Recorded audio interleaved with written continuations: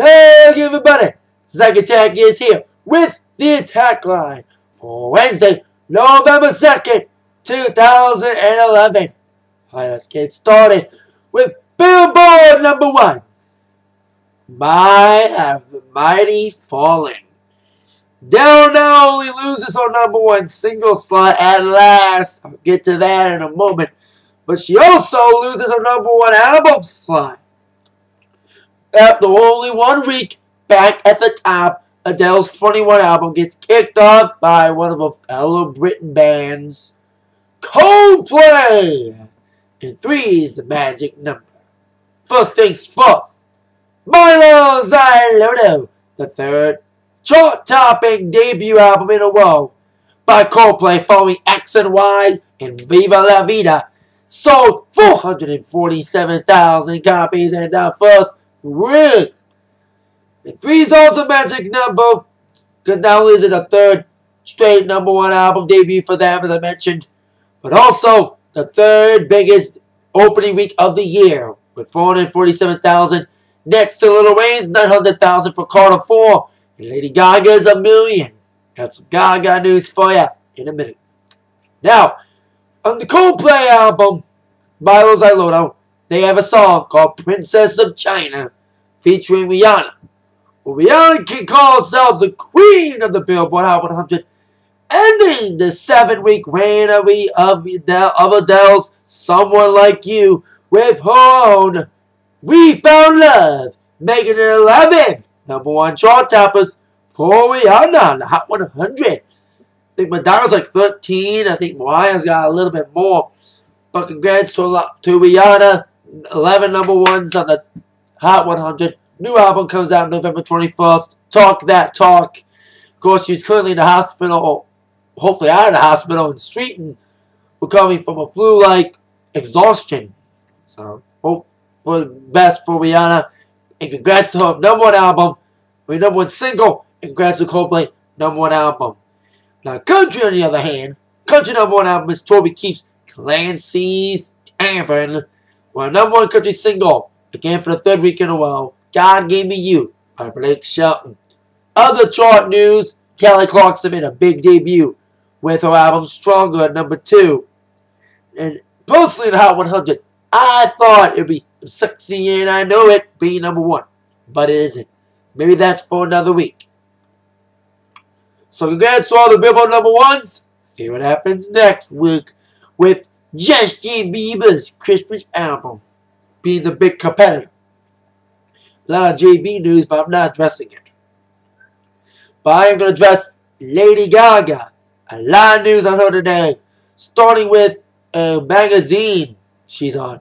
Now, you can't go anywhere or any place in the world without seeing at least one magazine cover with Lady Gaga on it. Well, she's on this cover of this magazine, Visionaire magazine, big ass magazine. There's like a 49 by 75 inches, I think, magazine, like a big, tall, 7-foot magazine for $300. And then a deluxe edition, which is way bigger, is $1,000. Wow.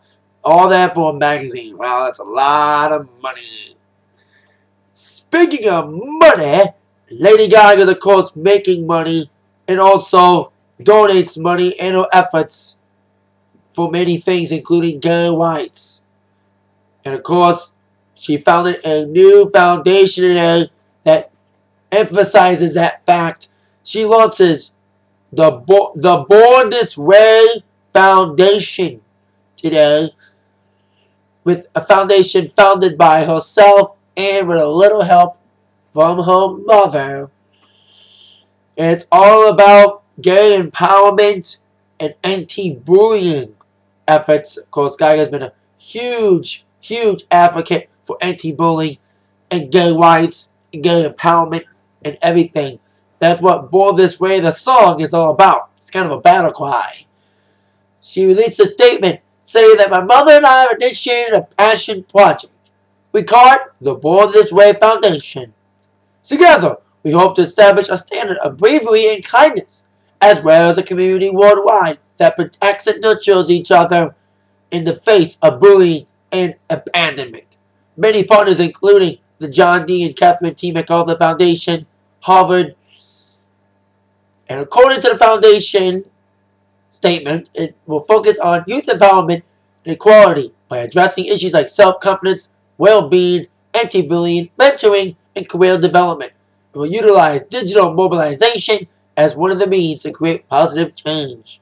I mentioned GaGa is a big lead on anti-bullying. She talked to Obama about it. So of all the things GaGa could start a foundation for, this is probably the main thing we would expect her to do. About a gay rights foundation.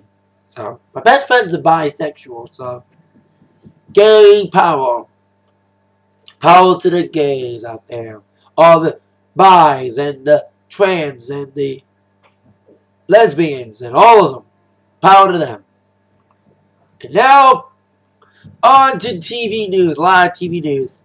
Starting with Dancing with the Stars. God, it seems like after 1 week they get it right, the next week they fuck it up again.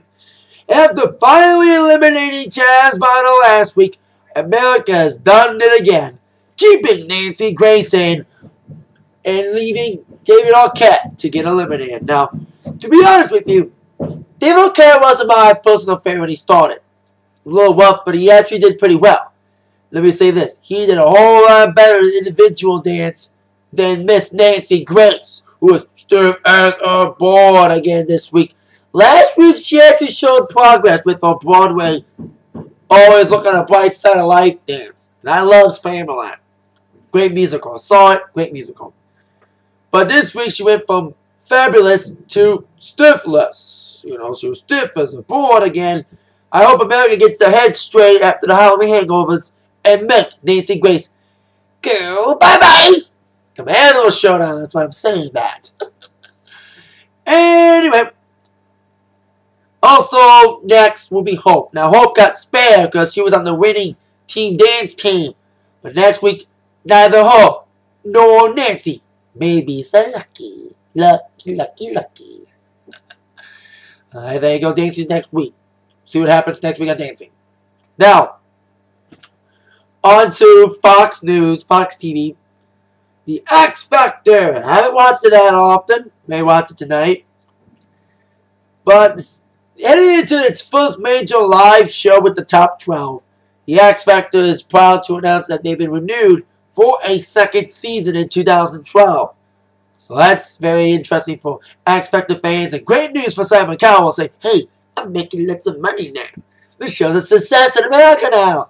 Let's keep it going. Choo-choo. So congrats to the X Factor second season. Now we're in the third season of Glee. Glee returned last night after a couple weeks off. Coming back, it was the same old story. Same old drama dance, my friends. Yes, same old drama. Now we left off Glee with Mercedes leaving New Directions after her ego tripping over Rachel and going to Shelby's new group with Candy, the no-sing freak.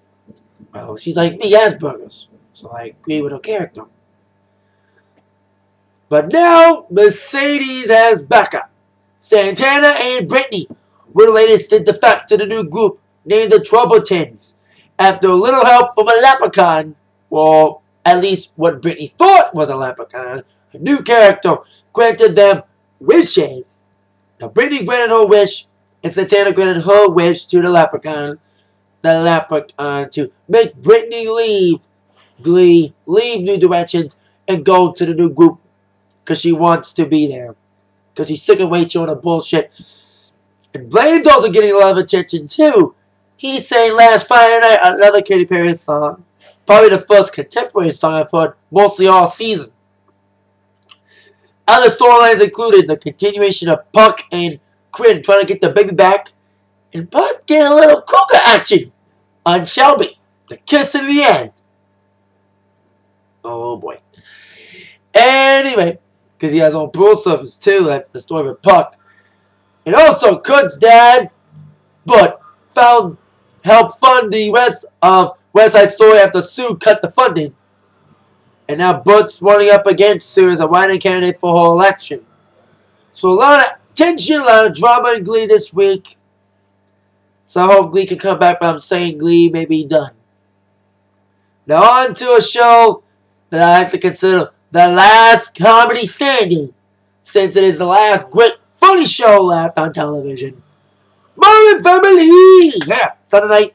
1 week ago it was on repeats because they couldn't have the smarts to make another Halloween episode, so to be played last season's Halloween. So back with the episode named Treehouse. I read a little description about Gloria and Jay going dancing and Cameron betting about him getting a phone number from a chick because they're gay. And Phil building a treehouse with Luke. Now I like the whole bonding thing because they had a whole YouTube call thing, YouTube ball in the head thing a couple weeks back. And it's great that Phil's with Luke this week since Phil spent some time with Haley 2 weeks ago when they went to college for a tour. So Home Modern Family delivers it tonight with the laughs to make up for a lackluster Glee. Now, before I go, I'd like to say that I will not be making an Atakline for the next couple days. For Thursday, Friday.